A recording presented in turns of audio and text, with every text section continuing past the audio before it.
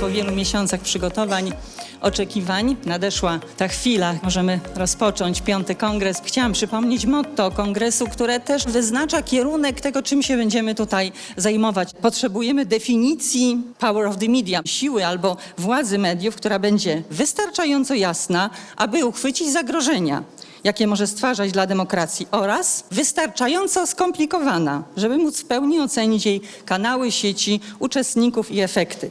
A więc w samym tym cytacie widać, prawda, już tę sprzeczność wewnętrzną, tą contradictions, które wyznacza nam całe wielkie spektrum problemów, którymi będziemy się zajmować. Serce rośnie, jak się patrzy na tę salę, tyle znajomych twarzy. Ja chciałem tylko wyrazić swoją wielką satysfakcję z faktu, iż możemy gościć Piąty Kongres, więc to jest jakiś mały jubileusz.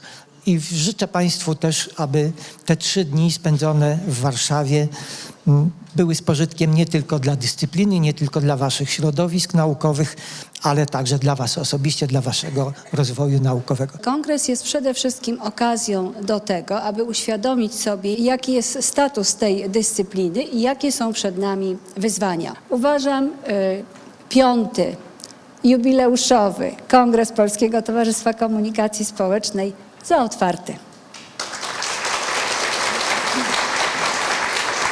Media power is a regulatory force committed above all to upholding a status quo and the rule of capital today. In fact, one of the most effective forms of media power are precisely those that provide limited expressions of discontent and resistance within a more general embrace of existing social relations. I think that media power is being consolidated at a time when continuing austerity, a climate emergency, and a rising tide of authoritarianism and nationalism demand that publics be exposed to a range of alternative perspectives and policies to address these challenges. Media power, as it's constituted in today's avaricious and reckless circumstances of neoliberalism, does precisely the opposite. It is vital to make structural reform of the media a major part of a mass campaign calling for radical social change. The observation today is that you have governments that actually don't want to empower citizens. They don't want citizens, they want subjects. They don't want a liberal democracy. So if you're in a country that rejects liberal democracy, that actually doesn't want to empower citizens, do you then need a centralized public broadcasting system that can easily be controlled by government? That can never work. It can never be public service media. So there my argument would be, not that we don't care about the public interest in media anymore, of course we should, but the public service media concept, in the sense of a public broadcaster, does not offer a lot of value there. And in such circumstances, we should start thinking about getting rid of this public broadcaster or making it smaller so that it's less damaging to society, and start thinking about emerging media organizations, alternative media, community media. Zaczynamy zastanawiać się nad tożsamością tak pod względem formalnym, jak i metodologicznym, biorąc pod uwagę obecną w klasyfikacji prowadzoną nazwę dyscypliny nauki o komunikacji społecznej i mediach. Trudno byłoby łączyć badania nad na przykład ruchem wydawniczym z badaniami, które dotyczą procesów zarządzania informacją, na przykład jeżeli weźmiemy pod uwagę wirtualne przedsiębiorstwa. Jakie jest nasze miejsce, bibliologiczne miejsce w tej, jako subdyscypliny w tym dużym zbiorze nauka o komunikacji społecznej i mediach. My się bardzo cieszyliśmy z tego, że wreszcie zostaliśmy samodzielną dyscypliną pospołu z informatologią, że mamy to nasze własne miejsce w klasyfikacji. Teraz zostaliśmy schowani.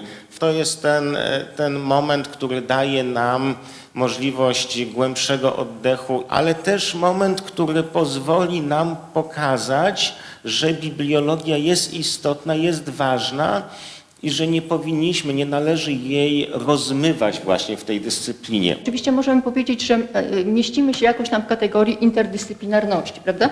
Ale interdyscyplinarność daje nam pewnego rodzaju podłoże do rozwijania naszych badań, ale i tak jesteśmy w jakiś sposób schowani pod ten kapelusz większych dyscyplin i sama retoryka nie może się rozwijać. Edukacja medialna już dawno wyszła poza kształcenie formalne, tym bardziej mnie to cieszy, że tutaj pani profesor zauważyła taką potrzebę jakby włączenia edukacji medialnej w te dyscypliny. Myślę, że nikogo chyba nie trzeba przekonywać, że edukacja medialna, czyli kształcenie, uczenie krytycznego rozumienia, ale też ten obszar badawczy, jak to się robi, są ważne z punktu widzenia funkcjonowania naszej dyscypliny. W kontekście dzisiejszego spotkania, a także myślę, że później będzie okazja porozmawiać także o tym, że filmoznawstwo jako niezwykle interdyscyplinarna dziedzina także powinno być brane pod uwagę w kontekście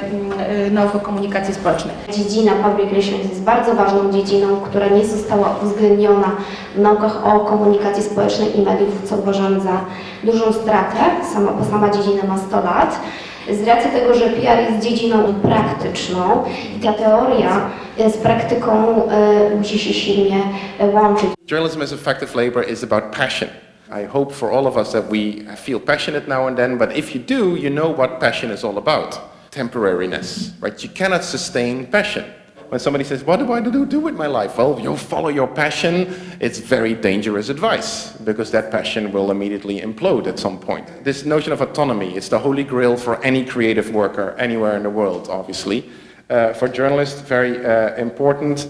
And finally, a word that is incredibly important for journalism in general and journalists in particular, but that we now hardly ever use is the word creativity.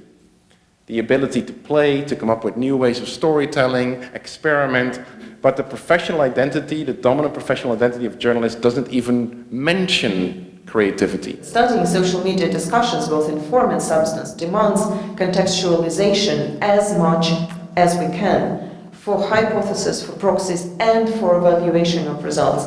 Academic community has to elaborate the instruments for rigorous involvement of various levels of context into research designs, and we would be very appreciating all the advice that would come from senior scholars on how to do that rigorously, properly. This is especially relevant for cross-country comparative projects where you don't have a lot of context to compare. The context to compare is really scarce. The situations are different, but we need to see the local contexts and to need to see how to juxtapose the results against the local context. It may seem that all you find is just pure context and it might be very frustrating, but double check it again. Maybe you will find a pattern. Na dobrą sprawę każdy może dziś w Polsce powiedzieć to, co chce i rzeczy najmądrzejsze i najgłupsze i z tego nie wynika nic dla tej osoby, co by groziło użyciem kodeksu karnego. Jak pytany jestem o pluralizm w mediach masowych, to jako człowiek, który od dziesiątków lat jest wydawcą, wiem, że łatwiej jest o ideę, o ludzi, którzy wyznają taką ideę, a najtrudniej jest o pieniądze. Ideał pluralistycznego rynku niestety jest ideałem, który jest nieaktualny. Świat nie idzie w tym kierunku. Świat szedł w tym kierunku. Kondycja mediów zależy od kondycji demokracji, a demokracja jest w tej chwili w odwrocie. Reklamodawca, szeroko rozumiany, rządzi mediami, a nie demos, którego zresztą i tak nie ma.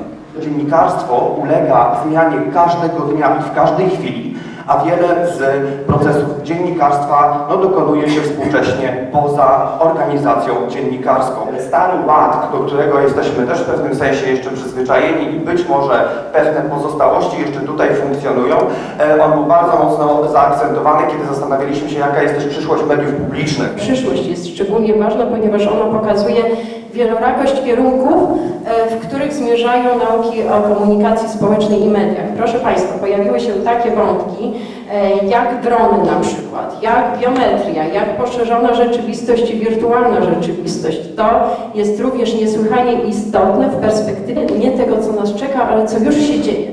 Piąty kongres Polskiego Towarzystwa Komunikacji Społecznej uważam za zakończony. Dziękuję wszystkim Państwu za udział w tej przepięknej imprezie. Dziękuję Wam za wszystko.